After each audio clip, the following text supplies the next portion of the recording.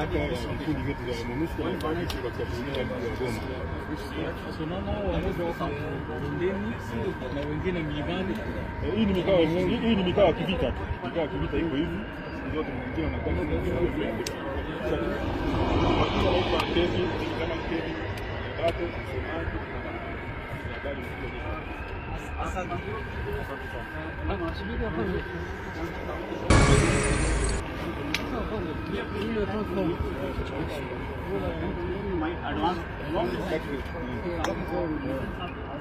sababu moja hapo kutufanya tuwepo hapa, kwanza tunatekeleza mandate ya Umoja wa Mataifa ambayo ni protection of the civilian na kuwalinda raia na kufanya msaada na kushirikiana na jeshi la ulinzi wa jeshi la Jamhuri ya Kidemokrasia ya Kongo.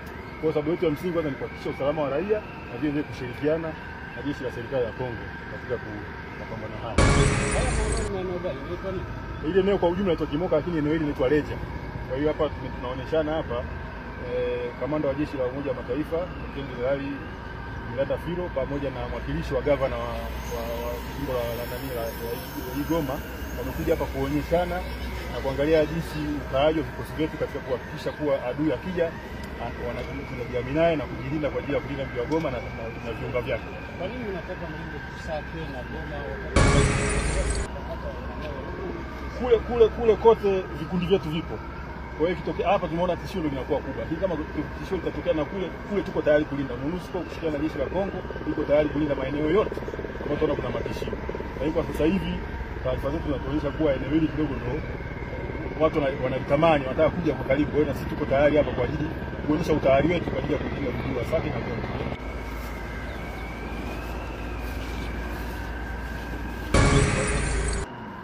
Vous pouvez faire la même association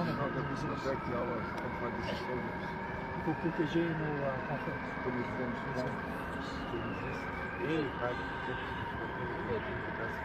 Que les Rwandais plus forts pour empêcher l'avancée de notre. If we don't give up, they will not trust. But we have to trust. Si on reste vigilant, il ne peut pas nous perdre. On histoire la Baptiste là qui va reprendre makambo observation ya makambo élection. Pour parce que na biso ba opposant ba lobiso qui MONUSCO qui Tshisekedi a protéger l'élection. Les Tshisekedi a lobaki boy. Bon, MONUSCO azala wana tina genre. Alors commenter. MONUSCO azala wana tina genre. Ayo kayemo na matoi ndenge ba publier Elisabeth Retilo. C'est viva. Azala ki akoinga na kamba. Oya mona ki chef de l'État na kamba.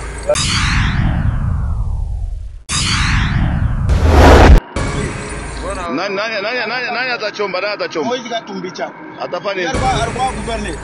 Atachomba. Atabakia je? Matraki yake hiyo yombele kwa 10 kilo. Yake ilikuwa kuna matata.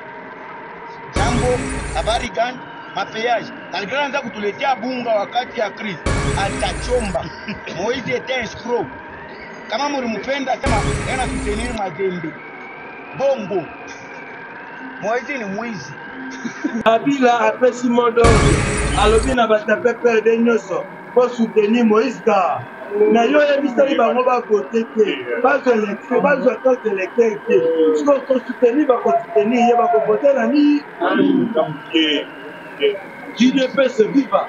Même ça la biso awa, Kabila sa malamu. Asali ba mabebele, na bolamu moko asala to tika ko sala ngo, ko tulanga salini. Akomisi ba professeur à l'université Babou. Akomisi ba professeur à l'université Babou. Babuli. Il a bisu bino bo sa connecté. Pour le nom à quel temps bo soutenir Moïse Katumbi. Pour voter Moïse Katumbi. Na ta fini.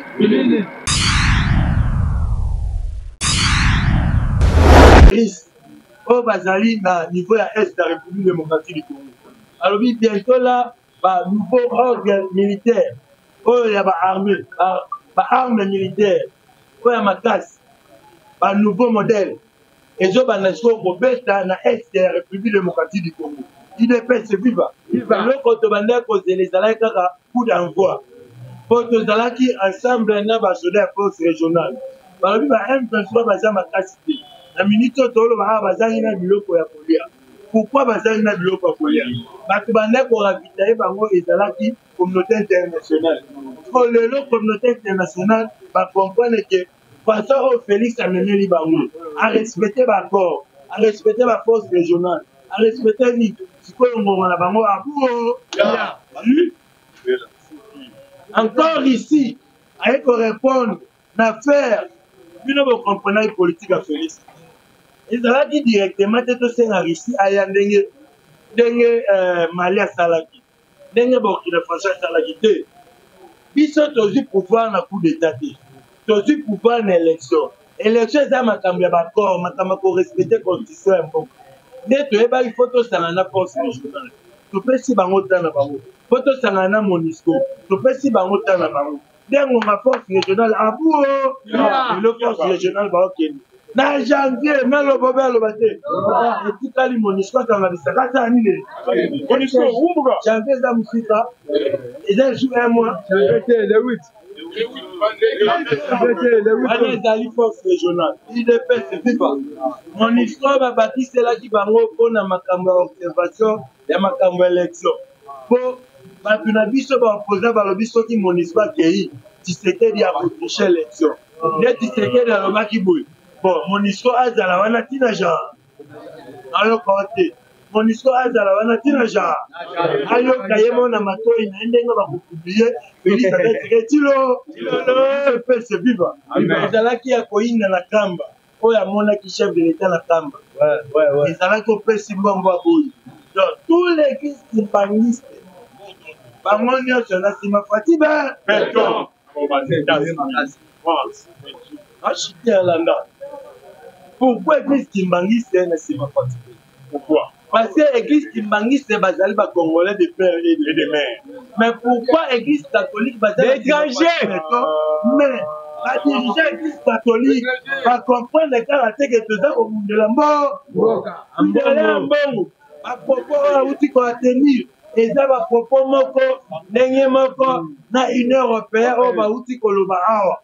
Alors, il y a élection exatée. Or, que déploiement, où tu vas salama, il y a un kit complet, il y a un ordinateur, il y a une machine à voter, il y a un bloc à sénie. Il est na katanga. Il y a l'autre élection exatée. Et l'autre, le carton, il y a un marqué pour la salle qui dit en 2018. Il y a l'élection exatée pour voter. Souka, tu connais l'élection. Si tu as une élection exatée, dans le la campagne des chefs de l'État, la commune numéro 20, le 20 décembre, ils ont voté. Si tu as le chef de l'État, est-ce que cette élection, ils ont fatigué. Où tu as centre de la CENI, dans la province de Bisso, ils ont la main énorme. Il peut se vivre. Aussi, il y a des militaires, va sécuriser, va s'entraîner sur la CENI. Et dans un bon état pour que la militaire élection. Parce que voilà, l'élection salamate. Votre Lukaneni n'a aucune négociation. Or, question que l'élection, il ne peut se vivre. Le qui Kabila a lancé un mot d'ordre. A celui n'a pas tourné, ça peut faire de fait la papa Mabo. Et la papa Mabo. Ah, on va combattre dans la formation. Ce revêtu formule combattant, qui a accueilli maman, yo papa Sangwa Mukama, Lembawe. Kabila a fait si mot d'ordre. Alors, il n'a pas tapé peur de nous pour soutenir Moïse Gar. Mais il y a des gens qui vont voter. Pas de l'élection, pas de l'élection. Ce qu'on soutenir, il va soutenir, il va voter la nuit. Qui ne peut se vivre. Même si la vie soit Kabila a malam. Asali ba mabe belé. Mais voilà, mon mot, Asala, tu as proposé à l'ango, tu l'as salini. A comme ici, va professeur à l'université, va pour vous. A comme ici, va professeur à l'université, va pour vous. Il y a des gens qui vont soutenir. Si on le nom, à quel moment vous soutenir Moïse Katumbi. Pour voter Moïse Katumbi. La carte finie. Parti avec au congé tous les politiciens. Oh, qui n'a pas de République démocratique du Congo. Il ne fait se vivre. Vous êtes belé, la pour l'exatante. On est comme sous Bazali, plus 243, 89, 65, 77, 55, 8 à la fin. Ça, mot de l'IDPS, il faut le marché et j'ai. Merci. Côté président Pablo, remettez en ma place. L'IDPS, viva! Viva! Et l'IDPS, viva! Viva! Merci beaucoup, chers combattants. Merci pour la monnaie, pour mon année, quand même, l'ennemi. Et c'est moi, ma casse. Pour mon athée, après ça, pesage. Au Yébi, on a un candidat à la mission naturelle. C'est ça, formal. À ça, mon andam. Azo bundana abi ma député alungwa ndenge awa emokoli tsiki kwa ya koswa kende ya kuba ya kuvanda na parler du peuple. En tout cas ce que nous avons yeke parlement ekufi parlement ezali ils ont continué mais tolo senga kaka na bana nyonso ya funa tolo senga na bana nyonso ya funa to ba combattant oyo bazala ba famille na bango na funa oyebisa bango ke candidat ya voter za Jules Munyere numéro na yeza 496 mwana ndako otoza la mission de l'otindela ye na parlement kwa ke nokolobela biso biso tosala ya betiero na ba expatrié bayebi valeur na biso te alors faut tozala na député moko fort oyo akobana kobengisaka ministre ya travail air nyonso l'IDPS viva viva. Merci beaucoup chers combattants tokosala te Jules Munyere aza candidat naturel du Parlement de Décembre to ya bana funa. So nyonso sima Jules Munyere. En toza suswa. Et pas que bon monde chef de l'État parce que belé balinga ba yeba position président de la République azalia. Président a suspendu qui campagne pendant 3 jours. l'IDPS viva viva. Problème ezalaki nini? Obi Fachi Beta za mutu ya bato. Atambola ki susu na Congo central, ake Kamba, ake Kulungongo, aye na Mbanzangu. Na Mbanzangu asalaki meeting na stade mo babengi Temo. Ba o ba yebi Mbanzangu, ba yebi stade wana. Stade wana eza munene l'équipe stade ba stade kolega tena stade Mbanzangu yango wana nde bana Mbanzangu ko batela. Sina kota kuna plein oyo esalemaki kuna stade débordaki. Débordement stade, il créait qui va mort. Il y a eu 6 morts. Oui, bah, pour toi qui tourne, plus de 30 blessés. Fachi à ça, moutou ya bateau. Kamba bongo président, et ça, il kamba mawa. Bateau ya za la bango, pour ça, va voter, va couper. Donc, il y a quelqu'un qui peut continuer la campagne pour la plaisir. Le président, en tant que papa, à l'objet à suspendre la campagne pour 3 jours pour la rendre Batouana hommage. l'IDPS viva viva. Et on a besoin de 1 minute de silence pour la rendre Batouana hommage.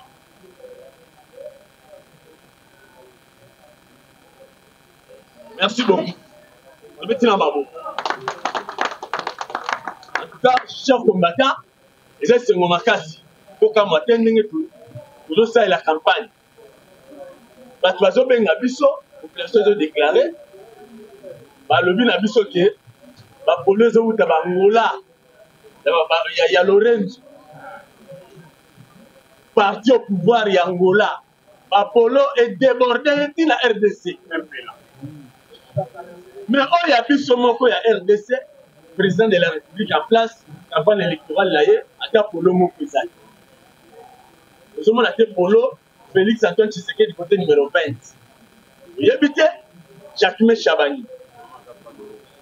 Akasi Bandubola. Après ça qui vient au Moussala. Parce que ce que boya, tout à CG na Makambouane. Parce que CG Aza, Bata qui était dans Makambeta, il campagne la chef de l'État.